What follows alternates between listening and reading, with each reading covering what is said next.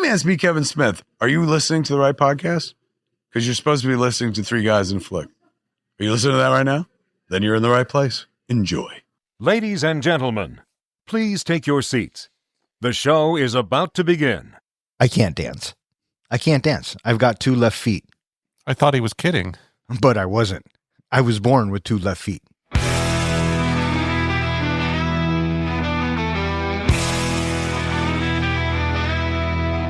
Three guys and a flick with Don, Ken, and John. Dive into the movies well after the dawn. From the good to the bad to the wildly absurd. They give a fuck about films. Their voices are heard. Welcome back. You are listening to 3 Guys in a Flick. This is where we review the good, the bad, and the absurd. Tonight's episode, Best in Show. Beware spoilers. Coming to you from the Plymouth Mayflower Dog Show, my name is Don. And to my right, we have the comic book guy, John. Heidi-ho. And to my left, we have the Professor, Ken. Hello, everybody. There are a lot of dogs here. Bitches be everywhere. Damn. Oh, look at that one. So cute. Tonight, we are talking about Best in Show. Best in Show comes to us because, well, John wanted to pick it. So, John, why Best in Show? It is one of my go-to movies, especially with my wife, Julie. It's one of her favorite movies. We just enjoy the fact knowing that there was only a 16-page outline for this movie, and the rest is just improv with Eugene Levy, which is one of our favorite people. So just a fun movie, just an all-around. You can watch it repeatedly and always catch something new in the movie. Did we watch the same movie? I was thinking the same thing. And I love dogs. Okay, well, there you go. Well, obviously, if it's one of your go-to movies, then that's great. Professor, had you ever seen this? Once before. Yeah, me too. I think once or twice. And so, yeah, I guess we'll get into it. Released on September 29th, 2000, Best in Show was directed by Christopher Guest. It was written by Christopher Guest and Eugene Levy, and it stars Jennifer Coolidge, Christopher Guest, John Michael Higgins, Michael Hitchcock, Eugene Levy, Jane Lynch, Michael McKean, Catherine O'Hara, Parker Posey, and a bunch of other dogs. How'd this movie do, Don? This movie was made for $10 million and brought in $21 million. Not too shabby for a movie that, like I said, was mostly improv. Yeah, I mean, it made more than what it cost to make it, kind of. Which I guess is different than his earlier movie, Waiting for Guffman. I think cost $4 million and only brought in $2 million. Well, there you go. So what were your initial thoughts of this movie? Did you enjoy it, not enjoy it, get bored with it? Yes. The mockumentary style of filmmaking, I like when done right. This is Spinal Tap is a classic example of that. Which is another Christopher Guest movie. Well, yeah. And knowing that going into it, I thought, okay. And then I remember way back when I saw it, I thought I liked it, but watching it again last night, I was bored because the conversations weren't really that funny to me, and it felt like they were trying to improv it. I mean, don't get me wrong. There are certain bits that we'll talk about that did make me chuckle, but overall, I mean, I is what it is. Yeah, it's a pretty dry watch, and this humor is going to be, for a sophisticated palate. And this movie, watching it by myself with the audience not being around me to help me get more into the movie, worked against it. Yeah, for sure. It's funny how you describe your feeling of watching this movie is kind of how I feel every time I watch a Wes Anderson movie. I can see why you would feel like that, for sure. Christopher Guest directs this, and he is known for writing This is Spinal Tap and being in it. And I actually did see A Mighty Wind, and I think I like that a lot better than this one because it's more of music is kind of the center of it, right? As opposed to dogs. Now, don't get me wrong. I love dogs, but A Other than that, have you seen Waiting for Guffman or A Mighty Wind or For Your Consideration? I've seen A Mighty Wind, and of course I've seen Spinal Tap. I just love the fact how he sticks with the same cast for all of his movies. Yeah, there are a lot of directors that do that. And now, for sure. And now I was just talking with Julie. I think we're going to go out and we're going to go see Waiting for Guffman. Have you seen any of those movies that I mentioned? Just Spinal Tap. Yeah. Yeah. The others, based on what I get from Best in Show, the other movies are like, Yeah. Did you catch this? Maybe one day, maybe not. Yeah. Did you catch the Spinal Tap references in this movie? No. When the hotel clerk is talking, or the hotel guy is talking about the rock band that roasted the goat and the rubber sheets, that's a call out to Spinal Tap. Oh, I was wondering because he specifically says I can't name any names, but yeah. Okay. Well, there you go. Clever. This actually has kind of like an all-star cast. Yeah, there's a lot of names in here. Yeah, and I don't know why, but I thought it was more funny last time I watched it because you look at the list of names on here, and there's some pretty fucking funny people. What did you think of Eugene Levy? I love him in just about everything he's in, whether it's the American Pie movies or this movie or even some of the TV shows he's done. Do you remember when he was on SCTV, that variety show? Yeah, way back when. Yeah, he's just always thought he's just so funny. And then, of course, Schitt's Creek was just amazing series. Yeah. What about you? I don't follow him, so I've seen very little of his work outside of this. Oh, yeah? Mm-hmm. Yeah. I loved him in Vacation. He's the one that sells Chevy Chase, the family truckster. Yes. What about Armed and Dangerous? You ever seen that one? Oh, yeah, with John Candy? Him and John Candy, yeah. Eugene Levy is pretty fucking funny. And then you have Catherine O'Hara. What do you guys think of her? She was fun in this. That was a fun role to watch her do. Yeah. She's always the delight because she's so good at playing characters. If you see her in just any movies, it's always kind of a different character she's playing. Yeah. I really liked her as the mom in Home Alone. Mm-hmm. I thought that was a good one. Michael McKean. I know him from Laverne and Shirley. Lenny, right? Yep. And then he goes on to do Spinal Tap and becomes a movie star. And what do you think of him in this? I thought, he played a really good straight character, or not, wasn't straight in it, but like that, the straight man. The straight man, basically, to the comic. Yeah. Yeah. And he was great in Planes, Trains, and Automobiles, as well as that, the officer that comes up to the window. Oh, yeah. Yeah. Yeah, he's fine. He's somebody that I recognize, but mostly just from Laverne and Shirley for me. Yeah.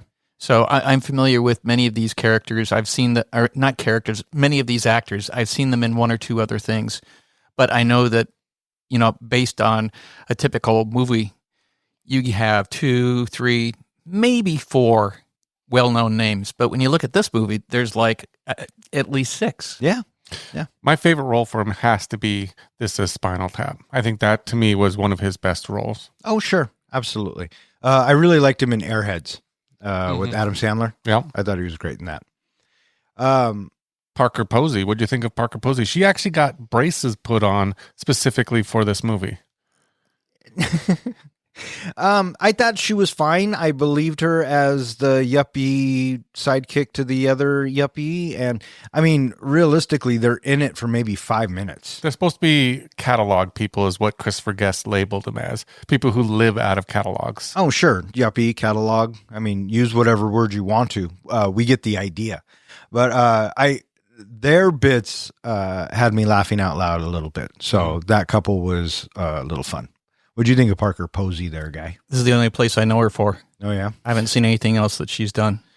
She's in Superman Returns. Yeah, and every time I see her, I always think of her role in Blade Trinity as the bad girl vampire. What does Ryan Reynolds call her? Thunder cunt. Something like that, yeah. Yeah, yeah. Anyone else jump out at you in this cast? Jane Lynch. What do you think of Jane Lynch in this movie? I think Jane Lynch always plays Jane Lynch. That's what I think, too. And this, it was very little, because she's in it very little. You have to split up screen time between these 4 pairs. So I thought she was okay. I believed it. I believed her and Jennifer Coolidge were an item. So yeah. Speaking of Jennifer Coolidge, what do you guys think of Stifler's mom? She was fun in this movie. I think there's been other roles that I've liked better of hers, but I thought just the whole, like, that was her. I mean, that's the character she kind of always plays. Yeah, dumb. Is that what she's supposed to be playing? I think she was trying to be a play on Anna Nicole Smith. That was the whole idea. Huh. I didn't get that. Yeah, not my favorite performance of hers by any stretch. What do you think of Stifler's mom? You know, she was, I don't know, just she seemed pretty vacant. Yeah, good word. And then she doesn't have any lines, really. Not really. But one person I felt kind of stole the scenes he was in, or kind of stole half the movie, Fred Willard. What did you guys think of Fred Willard in this movie? I wanted to like that bit so much. I thought, yes, let's have a guy who doesn't know anything about dog show color commentate a dog show fucking show. But his sidekick blew that whole scene for me.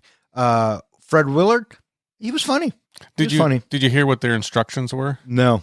When Fred Willard was first hired for this, he was told not to learn anything about dogs, dog shows, or anything, whereas his sidekick, the British guy, was told to learn as much as he could about dogs. Which is funny because I assumed that British guy was from the dog world. No, he's just an actor. Oh, well, there you Jim go. Pittick.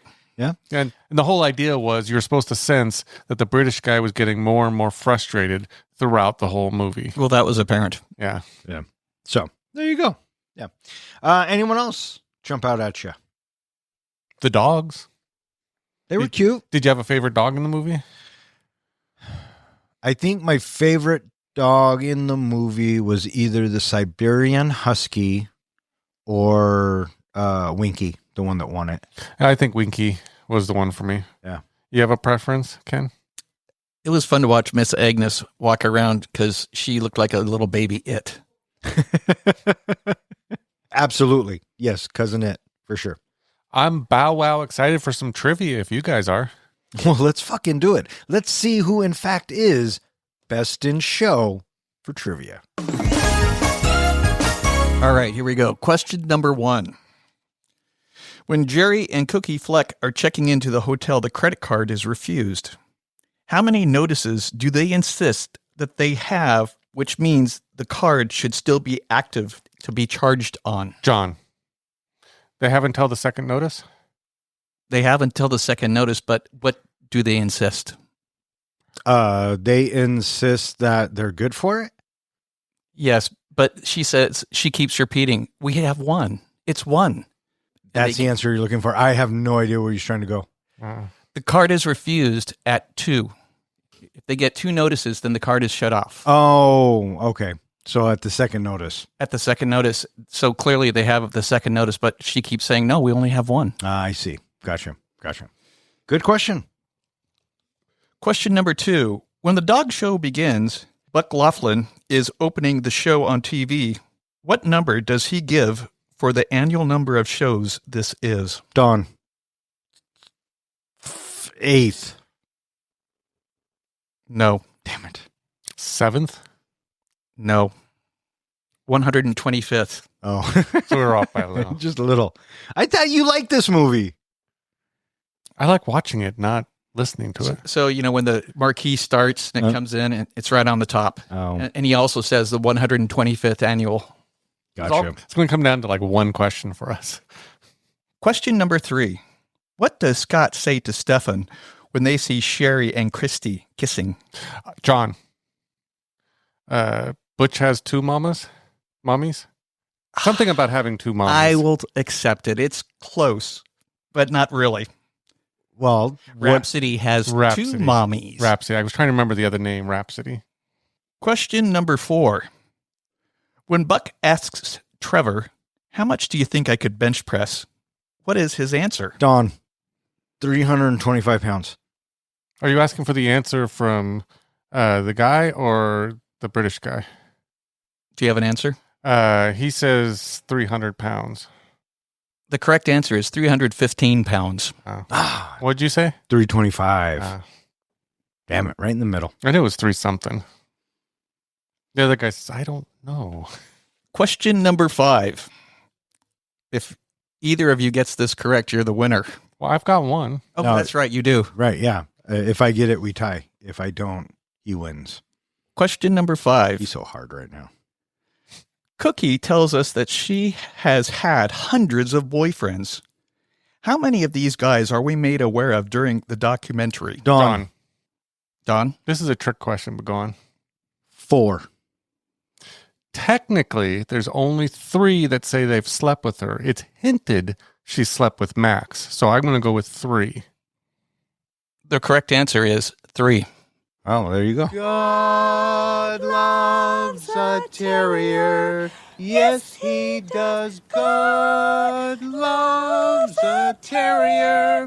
That's because small, sturdy. 5 eccentric dog owners, handlers, and trainers from across the country prepared to compete in the prestigious Mayflower Kennel Club dog show in Philadelphia.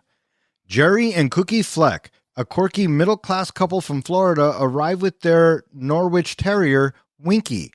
Financial troubles force them to sleep in a hotel storage room, and Jerry is increasingly unnerved by Cookie's strings of former lovers popping up during the trip. Meg and Hamilton Swan, neurotic yuppies from suburban Chicago, dote on their dog Beatrice, who is visibly shaken after seeing them in a Kama Sutra-inspired sexual position. They even take her to a canine therapist. Harlan Pepper, a soft-spoken Southerner and aspiring ventriloquist, brings his bloodhound Hubert and shares his family's proud history of hound raising. Sherry Ann Cabot, a glam trophy wife, shows up with her standard poodle Rhapsody in white, a.k.a. Butch, alongside her intense and domineering trainer, Christy Cummings, who is secretly her romantic partner. Scott Dolan and Stefan Vanderhoof, a theatrical gay couple, arrive confident in their Shih Tzu, Miss Agnes, and delight in bonding over old movies and gossiping about their competition. So the movie opens up and we are in a therapist's office, and Meg and Hamilton, they are talking with the doctor. And I got to say that they instantly come up as wound way too tight. Which knowing it's a dog movie is fine, but the way they frame it and the way they talk about Beatrice, you kind of think, oh my God, did their kids see them having sex? That's exactly what I thought too. Right? And the way they portrayed it, I thought was pretty funny. But when we band down and see the dog is so disinterested. Well, I love how you can kind of hear in the background them saying, Beatrice, look at us. Beatrice, look at me. Yeah. Beatrice has having none of it. Yeah. One of the things that they cut out of the movie was that Meg was supposed to have like a cocaine drug problem. And they had filmed that, but they cut it out because they wanted to keep it as a PG movie. Oh, yeah. That's why she's so wound up. Well, it is a PG-13 movie. So, I mean, they talk about sex like nonstop. I don't know why Coke would stop them. No kidding. But so I saw that this movie, they ended up having 60 hours of footage for this movie. Yeah, because it's all ad-libbed.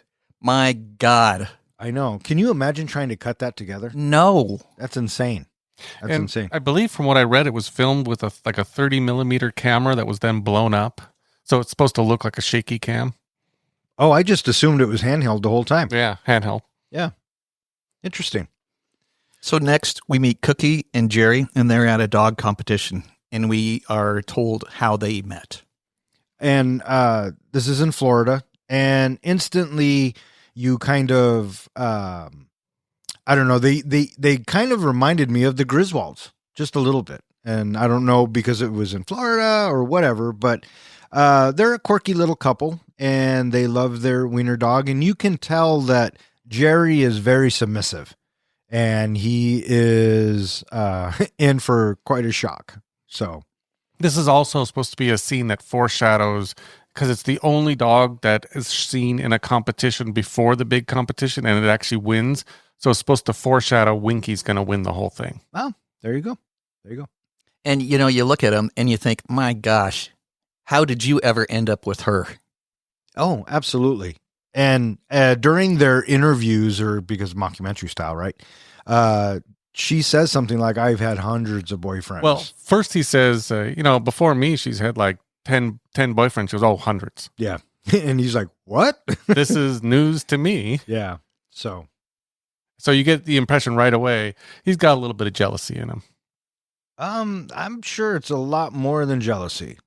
First thing that pops into my head is insecurity. That's exactly what I was thinking as well. Yeah. What'd you think of the 2 left feet joke that kind of goes throughout the movie?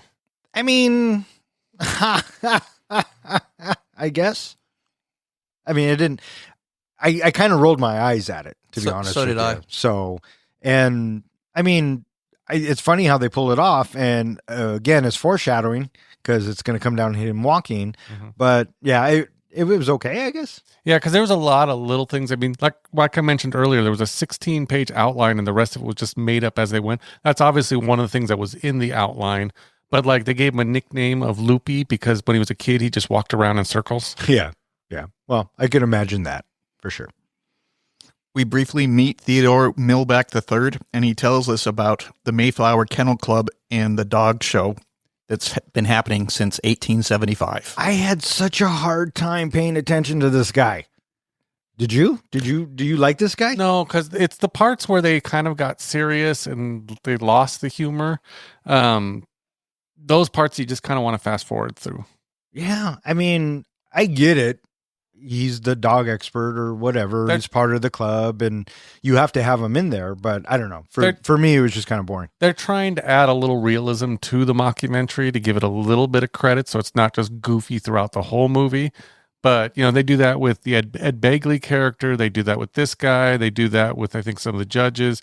But other than that, like I said, it's more fun to watch Eugene Levy and Catherine O'Hara. Let me ask you this real quick.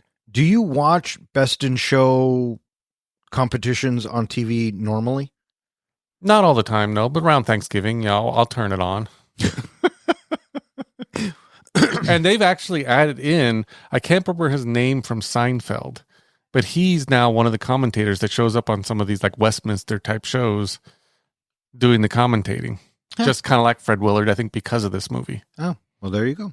There you go. You know, Ariana Grande loves this movie. She has had Halloween costumes of these different characters. God damn it. I was talking to Elise today and she was showing me one of those reels with her and her buddy from the Victorious. And she says, you should say that in your podcast tonight. And I said, why? No one who listens to us is going to know who the fuck Ariana Grande is. And here you come laying it at my fucking feet. Do you know how awesome she's going to, how awesome that's going to make her feel? Good job. And no, I haven't seen them, but I used to watch Victorious. I know who Ariana Grande is. So who is Ariana Grande? Yeah. Talk to me after the show. She sounds like a drink you'd order at Starbucks. That's good. I like that. So we are now taken to the fishing hole where we meet Harlan Pepper. What did you guys think of this bit? You know, just something about him. He got so into that character that I thought, you know, the way these characters are designed is their mannerisms are supposed to be just like their dogs. And I thought he fit his bloodhound dog Hubert the best. He just felt like a bloodhound human. Oh, yeah. Yeah, I think he was probably the best paired, you know? Yeah. In my opinion. And I didn't mind his bits until he goes into the ventriloquist shit, which is just weird to me. That is but weird. Anyways, I like Will Sasso in this because he's just kind of out there. Will Sasso has one of the best lines when Harlan is leaving in the camper. He yells out, "If you get tired, pull over. If you get hungry, eat." Yeah. It's like that's the advice I give to my friends when they go traveling. That's funny. That's funny. Next, we're taken to Tribeca, New York City, where we meet Stefan and Scott. These two, I kind of rolled my eyes at as well. I don't know. I felt like they were trying to be funny, but I didn't think they were hugely funny. Did you feel a little bit overblown? Like they were overdoing it a bit? Yeah, maybe. John Michael Higgins, I thought, was just a wee bit over the top, but that's just me. Maybe I'm just old and grumpy. He kind of plays that character a lot though, that style, maybe not to that extreme, but he does kind of have that little bit flamboyant nature in him. And he's in fucking everything. And I'm trying to think of off the top of my head because I like the guy as a fucking actor. I thought he was good in Pitch Perfect. as the commentator with Elizabeth Banks. And really, that's the only thing that pops into my head. So I remember him also in Blade Trinity, but he had a very small role as kind of, I think, a doctor or something. I think so. In the something police like that. station. Yeah. Next, we're taken to the Cabot Mansion where we meet Leslie and Sherry. It's Blue from fucking Old School. I loved that guy. I don't know why, but every time I see him in different things. Was he also in the Adam Sandler movie in Wedding Singer, or was that a different old guy? Nope, that's the same guy. And I love how he just kind of staring off in the distance. And he's kind of making little faces with his cheeks and mess. And, you know, the joke is instantly revealed when you see them side by side. Yeah, absolutely. And, Gold digger. Yeah. Well, I just like how she talks about, sort of their favorite things, the snow peas, the outdoors, and talking and not talking. And we both love soup. And I like how she's, she immediately jumps to, I have to push him away. And if you look at his face, he's kind of rolling his eyes and making funny faces. So I thought maybe he had like dementia or something and didn't even know he was there. Oh, well, maybe. He and I, we have something in common. You like soup? You both like snow peas? You're both married to blondes? We have the same birthday. Oh, really? You and the actor? The actor and I. Oh, how funny. Yeah. Is he still having birthdays? I don't know. You're my boy, Blue. I will forever remember him in Old School. And then we're taken to the arena before it's set up, and we listen to the commentator, the guy who's responsible for it. What's his name? Graham Chisholm. He's the show chairman, and it's the empty arena. Is that the same actor from Airplane? The one who jumps around and goes, you should wear a hat. He does look like him, but I doubt it's the same one. He'd be a lot older, wouldn't he? I don't know. That's why I'm asking the question. But this is 2000, and Airplane is 1980. Yeah, so 19 years? I don't know. We'll have to look that up. It could be. Yeah. If only we had a way to look that up. I know. Listeners, hey, why don't you fucking tell us? There you go. I like this bit because it's production, right? And I come from a production side. And I love the explanation he gives about behind the curtain. And the curtain is the most important thing. And you can clearly tell that the power has gone to his head because he's telling the guys, stretch it out. Put your arms out there. And don't get dirt on as it's going up. And I thought that bit was kind of funny. And the movie just continues to jump around, and we just jump around to these little snippets. And this is just how the movie goes. And there's no real plot that happens.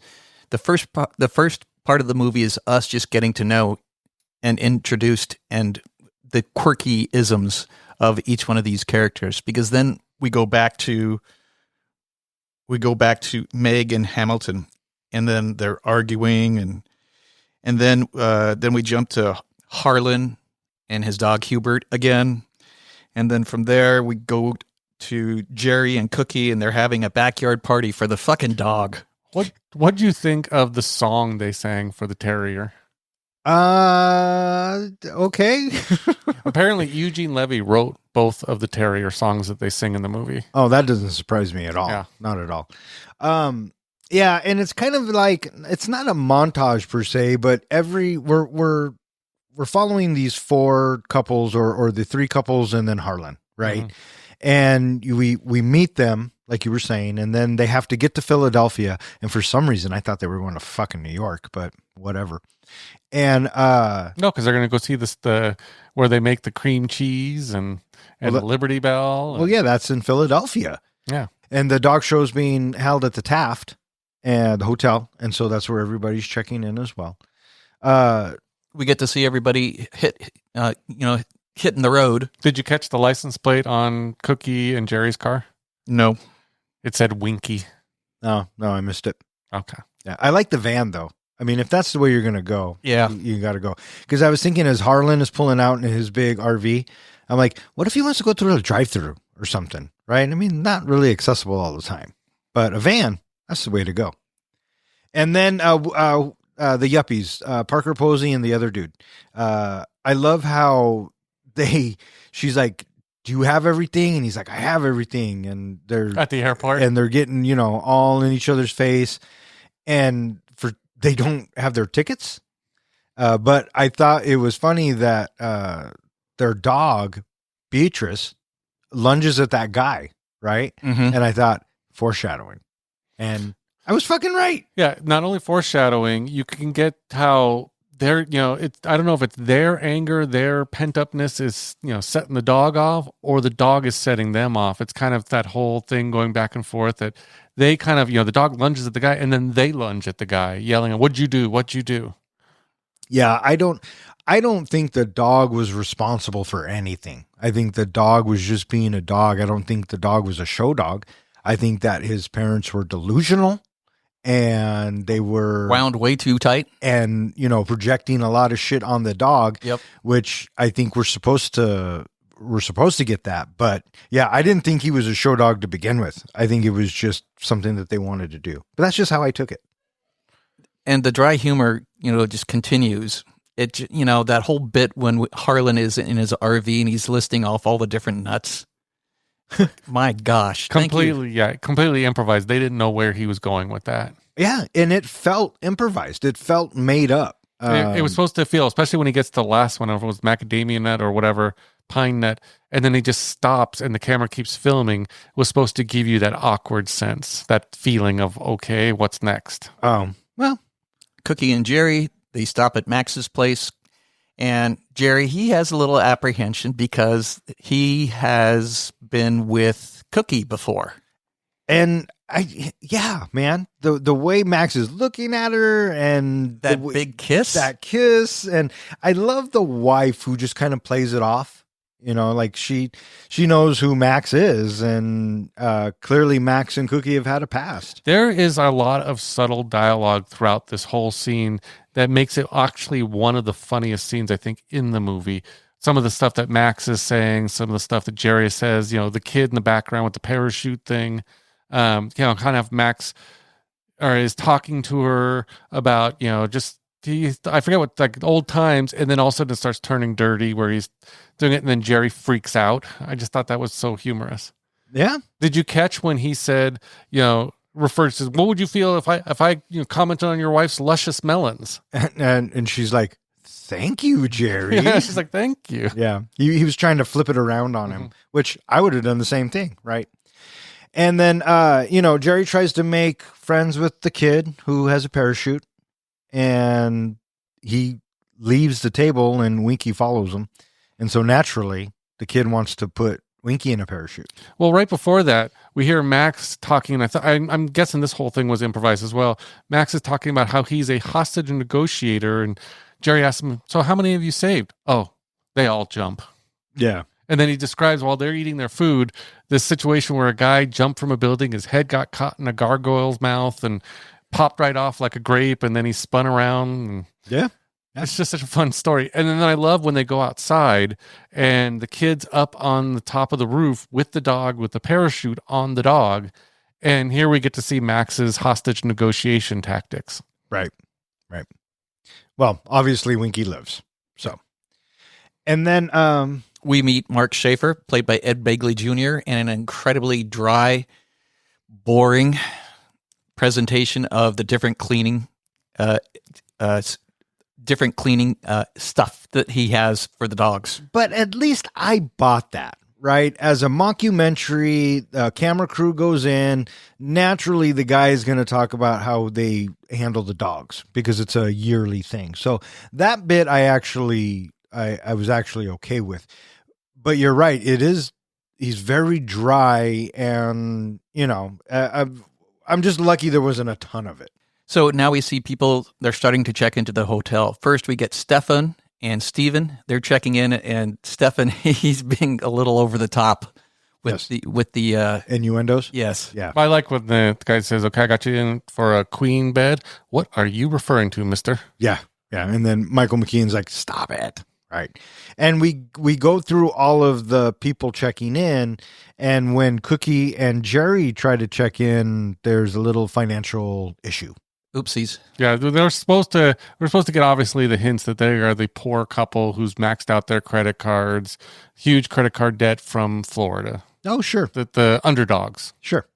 And so, but Ed Begley can't throw him out on the street, so he gives him the next best thing, which is that store closet. Yeah, the supply closet. The supply closet. Yes. And I love how they talk about, well, what about room service? Well, the the kitchen's just down the hallway. What about the bathroom? Well, you just go down a couple flights of stairs to the lobby. It's in the lobby. It's the lobby. lobby. It's the lobby bathroom.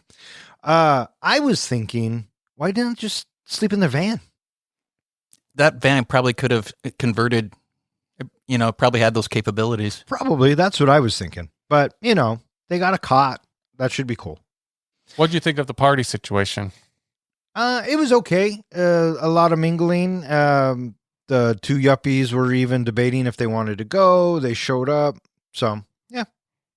What'd you think? It was interesting to see the characters interact. Jerry and Cookie interact with Stefan and what's his name? The other one? With Stefan and Scott, and you see the yuppies having their ears talked off by somebody. I think it was Harlan. Yeah.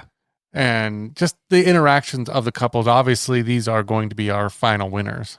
Yeah, that's what I was kind of thinking too. And I didn't realize that the show was broken up into categories, but after I watched it, I was like, oh, that makes fucking sense. Yeah, same. Yeah. Have you ever watched dog shows? No. Yeah, they always start with the breeds, like the hound groups or whatever, and then they go to the best in show of all the dogs. Yeah. What did you think of the bit with Stefan and Steve when they were zhuzhing up their room? Well, even before that, I thought it was so funny when they were packing and Stefan's like putting his kimonos in the thing and he says, I think I have 6 kimonos. And it's like, we're only going to be there 48 hours. You're right. I need 8. Yeah. Yeah. I mean, Nothing? that was the character, right? Okay. Yeah. But yeah, No. then they're putting up all the nail and all the stuff. Yeah, it's crazy. It was humorous. Stefan, I'm assuming Stefan was the one putting up and Scott's Michael McKean. He had the mask on or something and was talking to the dog on the phone. We're good. Stefan's character definitely struck me as someone who would totally do that. So I think they kind of hit the nail on the head with that one. But yeah, they wanted to make it feel like home, especially for their little Agnes, which, I'm sorry, the Shih Tzu, not a very pretty dog. But that's just me. I've been bitten by enough of those that, yeah, I'm not a fan of those dogs. Yeah. Their love to you, God didn't miss a stitch. Be it dog or be it bitch, when he made the Norwich Merrier with its cute little terrier. Yes, God loves a terrier. The competitors arrive at the show, where the tensions, quirks, and comedy ramp up. The show is hosted by the knowledgeable Trevor Beckwith and hopelessly clueless commentator Buck Laughlin, whose bizarre observations go hilariously unnoticed. Each dog is showcased, but Beatrice is disqualified after an aggressive outburst that Hamilton blames on her missing squeaking toy. The remaining dogs move on to the final round. However, Cookie suffers a knee injury, and Jerry, despite being uncoordinated due to a birth defect, must step in and show Winky himself. Against the odds and with plenty of awkward charm, Winky wins Best in Show, much to the surprise of everyone, including Jerry. So it's show day. It's showtime. And I like the backstage where they're getting the dogs prepped and then it's the hounds that kick us off, right? Mm-hmm. Yeah. Yeah. With Harlan and the big dog. I like the backstage bit, how you have Scott and Stefan and then the Swans, which is Meg and Hamilton. They're totally fussing over their dog, just over the top, fussing. And so they show the hound dogs. And I thought it was funny that, this big hound dog doesn't strike me as, like a show dog or a pretty dog.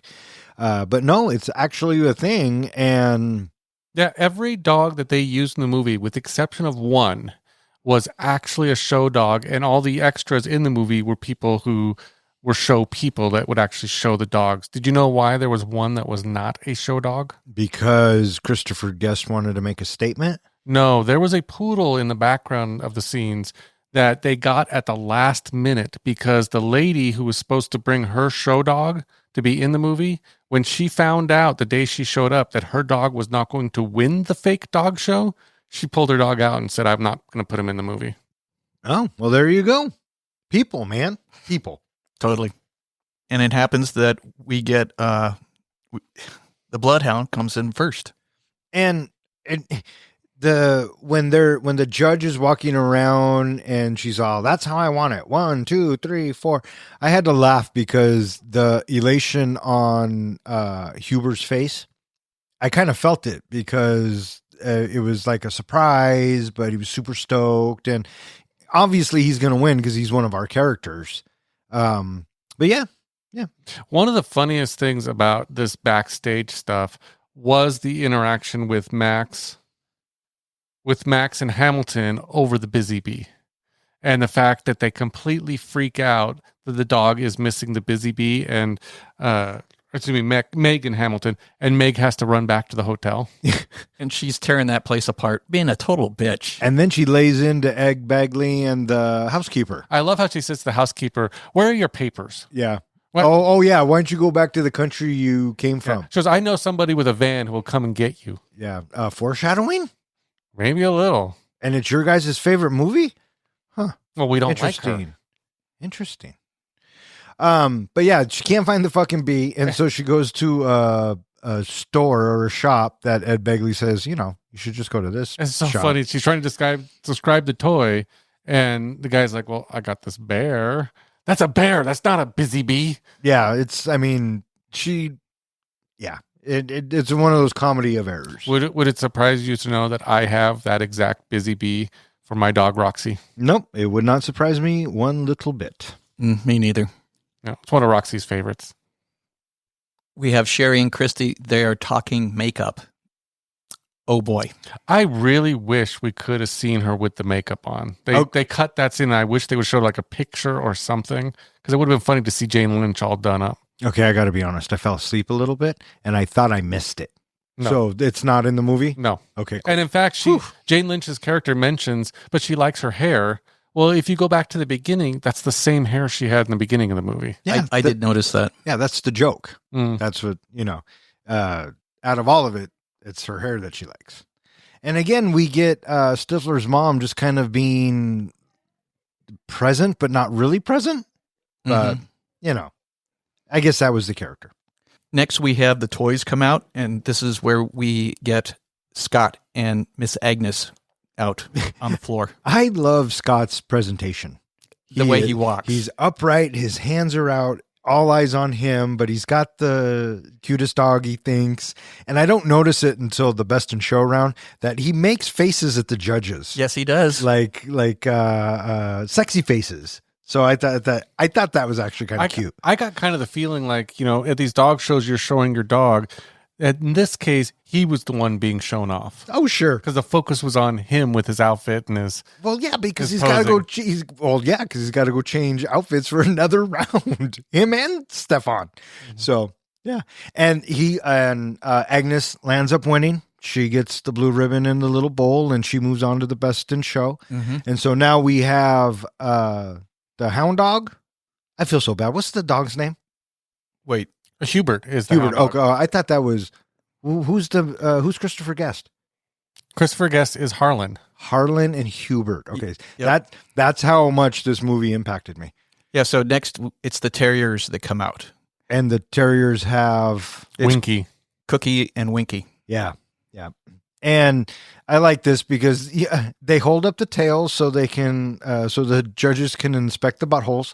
And then, so are you telling me that if like a dog had to take a shit right before show and he had a little piece of hair or something sticking out of his butt, he would have got dinged for it? Yeah, they would have dinged him for it. Oh, that's fucked up. Have you noticed that when like the show people walk around and they have their little numbers on the thing, they have combs and stuff in there so they can continuously groom the dogs even out on the show floor? Yeah, any little thing will disqualify you. I mean, like when you see the dogs prancing and running, even their little gait, their little prance, the judges are looking at. Oh, and the dogs can't be fixed. They have to be natural. Ah, well, there you go. Yeah, and we get we get Buck Laughlin going on about, continually. He's just this motor mouth of diatribe of meaningless information of, riffing on whatever the moment is. Yeah, and Fred Willard's actually really good at that, just kind of the ongoing talking, I loved him in Modern Family. He played Phil's dad. and a lot of what Fred Willard does is very funny. And I felt him try in this, but that fucking other commentator just killed it for me. Did you have any like a favorite thing that Fred Willard said? I couldn't tell you what he said. One of them that I liked was right early on when he was reading off the judge's name, and he goes, Eddie something or other. And he goes, no, it's Edie. He has to take off his glasses, and he looks, she goes, you're right. It's an Edie. Yeah. Okay. Next, it's the sporting group, or they might call them the outdoor group, I think. Is this the It's Hamilton and Beatrice. okay, right. And before or as the judge is talking to Beatrice, she lunges forward and clearly she's going to get disqualified. This is their worst nightmare come to fruition. Yep. And It's because they didn't have the busy bee. no, it's because they're fucking neurotic. But yeah, they blame not having the busy bee, and I immediately thought, oh my God, they're going to get rid of that dog. But we hadn't gotten there yet. I thought that was going to be the end of these characters, and I was actually surprised. I thought, I mean, I could have put money down that all of our characters that we were introduced to were going to make the best in show. So good on Chris Guest for subverting expectations and getting rid of these two. For some reason, even though I've seen this movie a bunch of times, I kept thinking that this couple divorced at the end or broke up at the end. It caught me off guard watching it again to remember what actually happened, that they, well, we'll get to that. But you could clearly tell that the judge must have had like peanut butter or something in her pocket, the way the dog kept going for her pocket. I don't know if you noticed that. I did not. No, it's probably a camera trick or something, animal trick. So we have Christy and Rhapsody and White. They come in first. I like how we have Jennifer Coolidge backstage, and she's just kind of doing a little monologue about how her inner voice told her to not go out and not to go watch. And then she orders popcorn. Do you remember what her popcorn order was? Half butter, half salt. How do you do that? Half butter, half salt. I don't know. The guy who took the order probably doesn't know how to do it. He just humored her, right? But no, that dog wins. What did you guys think of the poodle being shaved, the butt area, but it had the two Princess Leia poofs? The pom-poms, yeah. Yeah. That's typical for basically for French poodles. That's so sad. Yeah. Their ass is hanging out. They even said on that Philadelphia AM show that it's supposed to keep their hips warm, but they're so They're foofy poor like that. little ass. That's all I'm going to say. Yeah. So. And Butch is a bitch. Yeah, that's what they said. And so to celebrate, Christy goes running back to Sherry. And they have a big old smooch. Now, I was wondering early on if that was their first big smooch, like they had kind of flirted in the past, or do you think it was an ongoing thing? Like they were kind of keeping it hidden. That's what I thought. That's what I thought too. Okay. So. I like the comment of they have two mommies. Yeah. Yeah. Pointing out the gay. And so now we are down to the best in show, and we get to have a final 7 for one last round. And 3 of our 4 story characters are in best in show. We have Scott, we have Cookie, we have Harold, Harlan, and then like 4 other chachas. Because aren't there like 7 dogs? Yeah, I believe there's 7 dogs. Yeah, okay. I did notice that the Siberian Husky made it. Yes. That was a pretty dog. And they're getting ready. They're going backstage. They're getting ready for this final round. Obviously, Scott had to change his outfit, which I thought was kind of funny. And even Sven or Stefan changed his outfit, clearly taking this seriously. And as they're getting ready to go out, Cookie twists or turns or does something and hurts her knee. Yeah, she trips over something that she can't find. Yeah. And I thought that Catherine O'Hara did a great job of over exaggerating the injury. Did you notice how her knee was just really crazily wobbling as she tried to walk? Uh-huh. I thought she did a good job of that. Sure. It was funny. Yeah. Yeah. And so naturally, it's going to be Jerry. It's got to be Jerry, right? You got to step up. This is your moment. And he was like, wait, I got 2 left feet. I can't do this shit. And Cookie's like, hey, you have to show Winky. And we get that shot of Eugene Levy. It's kind of like it's super overwhelming, but in that moment, he realizes what he has to do, and he goes out there and he does it. Yeah, he's just like all of us. He's the everyday man. So the dogs head out. First, we get the pointer, and then followed by the bloodhound, then the Siberian husky, then the terrier, then the toy, and then Rhapsody in White. I didn't hear what title that dog has. And then the last one was the Shetland sheepdog. Right. And again, Scott comes out with his prim and proper pose, and he's even like shaking his shoulders a little bit. And Fred Willard says, if a guy dressed like that is in my neighborhood, something about him having to be a doorman. And I kind of chuckled. He has to be a hotel doorman. Yeah. And I had to chuckle a little bit. I do like that they called out is there something wrong with his feet? Yeah. They had to take a double look. Mm-hmm. But yeah, they go around, they do the thing, and then the judge has to, decide. I like how Jerry is the only one that doesn't run. Yeah. Well, actually, Scott, he doesn't run either. He walks at a fast pace, though. Yeah. I thought that. It's brisk. And I thought it's because Winky can't run because his legs are so short. Mm-hmm. Maybe. So, but yeah, no. Jerry is very methodical. He is on a mission. Super fucking nervous, you can tell. Well, he's trying not to walk in a loop. Right. And because he's got 2 left feet. But whatever he did worked because Winky is pronounced best in show. What did you guys think of this bit? It was very rewarding. It really was. And it had the same tones of Rocky to me. And that's exactly what I was just going to say. Jerry's yelling for Cookie. Cookie's yelling for Jerry. And then even the bit where they're celebrating and Jerry holds up Winky and then they freeze frame it. That's very Rocky-esque. It should have started the Rocky music right there. It would have gotten another fuck from me if that was the case. But so that would be 1 then. It would be 1. Yes, it would be 1. Backyard, front yard, or the barn. Play with it till it gets dark. Take it home after a while. Then chew it up, terrier style. Bow wow! Delish. Bow wow! Some dish. The film closes with a fast-forward glimpse into the competitors' lives after the show.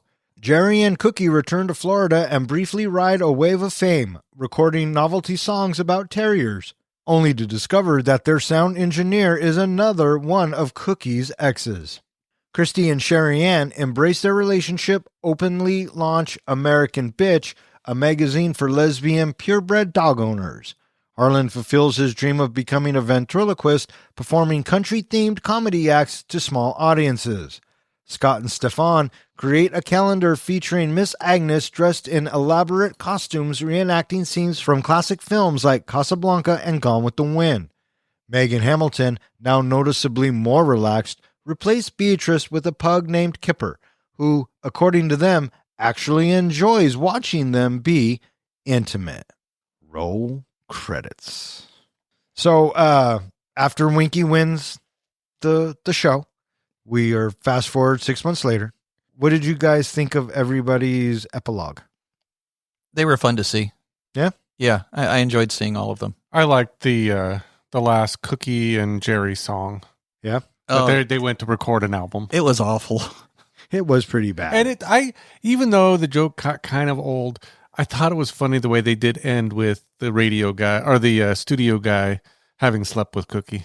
Yeah, I on a roller coaster. just felt so bad for Jerry every time that happens. And this, I think, and then I thought, well, fuck, if that's the case, then yeah, I don't know what I was thinking. I think this was one of the first times I ever caught that while Cookie is talking to the radio guy, While Cookie is talking to the studio guy, did you catch that Jerry was banging his head on the microphone? Yes. Oh, at the very end, yeah. Yeah. Yes. Yeah. Because it's like, not again. Yeah. And then the one I had to roll my eyes at again was Scott and Stefan and the dogs and the doggy calendar. Yeah. What? Why? Don't let those fucking poor dogs do that, you arrogant fucking assholes. And then one I just thought that was way out of fucking left field and just weird for me. Harlan? Yeah, the whole ventriloquist thing. That one I didn't like at all. That one just seemed kind of dumb. Yeah. It was so awkward. My favorite one had to be Meg and Hamilton with their dog, their new dog Kipper. Yeah, they definitely seem more relaxed. And it come to find out that they, in fact, got rid of Beatrice. Because Beatrice was the problem. Yeah. So did they put her down, you think? No, I'm sure they just probably... I think they put her down. I think they are that kind of people, which turns this into a puppy snuff film. The best part was, they talk about how the dog enjoys watching them have sex, and then you see the therapist look down to see the dog humping his leg. Yeah, that was... You kind of had to see that coming. And then the film ends just like it began, in this doctor's office. Yep. And that was the best in show. All right, what do you guys think? Are you guys ready to rate this flick? I'm ready to rate this flick. How about you, John? Are you ready to rate this flick? Absolutely. I've groomed my thoughts, fluffed my opinions, and I'm ready to be judged. All right. Hey, Professor, how do we do our ratings? We do our ratings on a scale of 1 to 5 fucks. 5 fucks is a movie that we think is cinematic gold. A 1 fuck movie is where you get done watching it, and you're thinking, I'm never watching this again. And what's a 0? A 0 fuck movie is where you get done watching it, and you turn to your buddy, and you're like, oh, for shit's sake, what the hell? Why would you make me watch? I want 1 hour and 30 minutes of my life back. Or in other words, we just don't give a fuck. All right there, comic book guy. This was your choice, which you made voluntarily, which you have voluntarily and openly admitted that you like this film. Anyways, it's your review. So you're trying to say I'm going to go first? Yes, that was my long way of saying you're first. Okay, before I do, Don, what rating am I giving this? 5. You're giving this a motherfucking 5. Is that your final answer? No. 3.75 fucks. Final answer? Final answer. Okay. Improv, mockumentary brilliance, quirky, quotable, rewatchable, and hilariously absurd. I'm giving this 3.75 out of 5 fucks. Bam. Fucking nailed it. I think I pretty much said everything else I wanted to say about this movie that I, enjoyed everybody. Oh, good. I'm glad. Yeah, I'll go next. All right. Sounds good, buddy. Thank you. Best in Show is a good mockumentary style that shows off the dry humor that we get in things like Spinal Tap, of course, and The Office. We also have a rich cast with a lot of people in here that I knew, but these people aren't necessarily people that I follow. The characters are interesting to watch, but in general, the dog show aspect of it is probably the more interesting thing to me than actually the following the characters. Having Meg and Hamilton be so freaking neurotic, I got tired of that pretty fast because, all they did was just get cranky and yell at everybody around them. Cookie and Jerry, they were a fun couple. And I thought that for the most part, Jerry is showing off his awkwardness and how he feels that he doesn't deserve Cookie, that he's going to lose Cookie because so many other people are so much more bold about how they feel about Cookie, and she seems to not necessarily shy away from it, but I think that, she doesn't mind having that brought up again. It's like, oh yeah, that was good. And so, I really feel for Jerry. Having him win at the end was very satisfying. Like I said, I kind of teared up there because it just had such a good feeling for him to have that when he doesn't have what I think is necessarily a lot to feel good about throughout the movie because he's just following along behind her. And I think that he's never probably, felt all that strongly about himself as a good and successful person, if you will. The two, Stefan and Scott, they were over the top and they were fine. But for the most part, I didn't necessarily care that much about their story arc. Fred Willard, he was kind of annoying. And the fact that he just prattled on and on, it's just like, okay. So I found in general the dog show to be more interesting than the characters themselves. I've seen it before, as I said, and I came away feeling about the same as I did this time around as I did last time around. It never made me laugh, but I understand its good-natured humor, and I understand also that, you're going to have movies that are going to be fun to watch, and it is in general a fun movie to watch, but I just didn't necessarily feel won over by it. I'm giving this 3 fucks.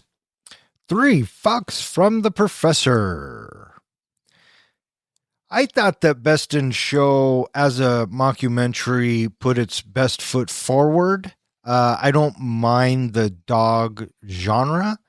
I don't mind that with a mockumentary, you very rarely get a plot. And really the plot of this film was just to show the dog show and the world it entails. I thought mockumentary wise, it's very soundly shot, and a lot of the characters are fine. They are passable, right?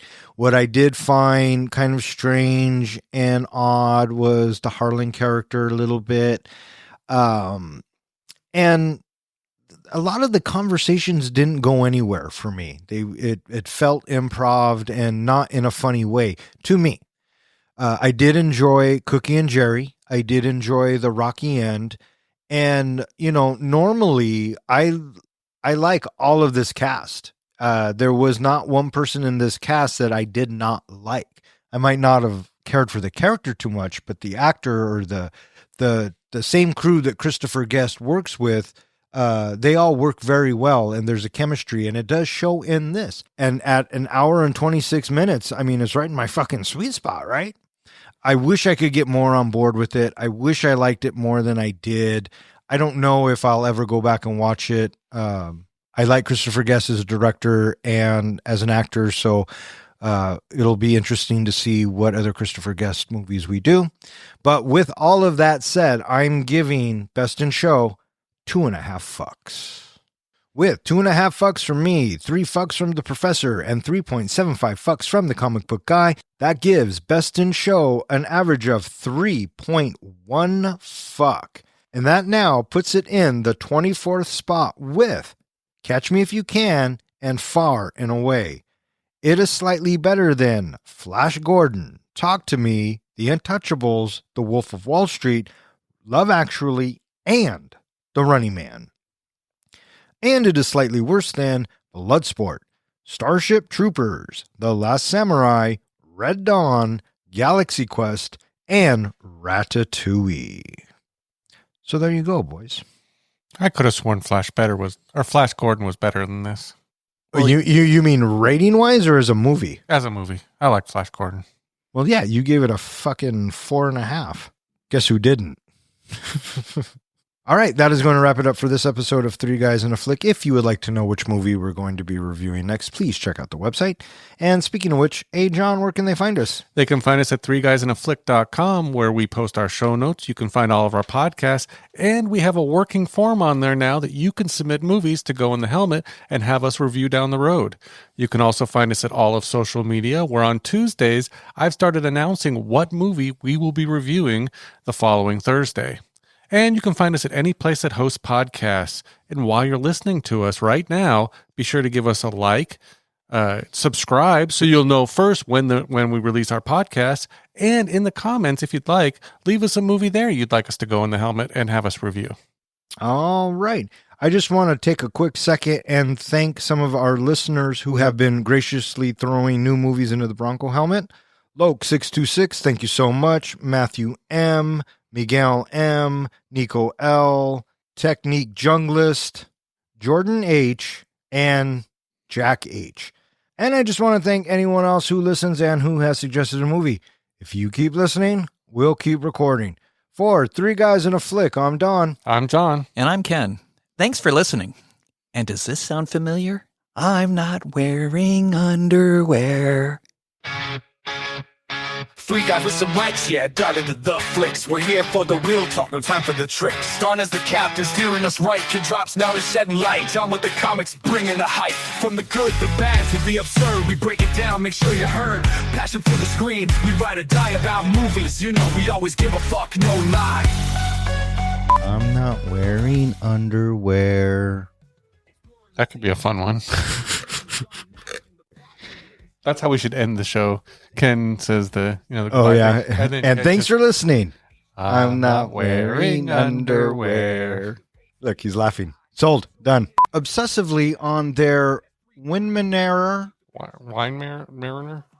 Wine mariner? Wine- On their dog. They're what? I can say on their dog. On their dog, Patrice. Beatrice. I thought for sure he was going to say doggy style because it's a dog Mm-hmm. and it would be traumatized from seeing. It was just very uncomfortable for her. Yes. Wait, for who? For Meg said it was very uncomfortable. For the dog or for her? That was a legitimate question. I don't know. Oh, okay. She said it was for her. For her. Doing the position put her in a very uncomfortable position. What? Like in the back of a Volkswagen? All right. It is time. And they just kept coming. So I had like 4. I know. And I'm sure we'll have some of the similar ones. And I think so because there's a lot of them are kind of derivative from the other of each other, right? Yeah. So, all right, what do you got there, Professor? Nothing. Oh, you suck. All We right. even discussed it on the car ride to the Comic-Con this weekend. Oh, did you? Yeah. Oh, well. All right, what do you got? Best in Blow.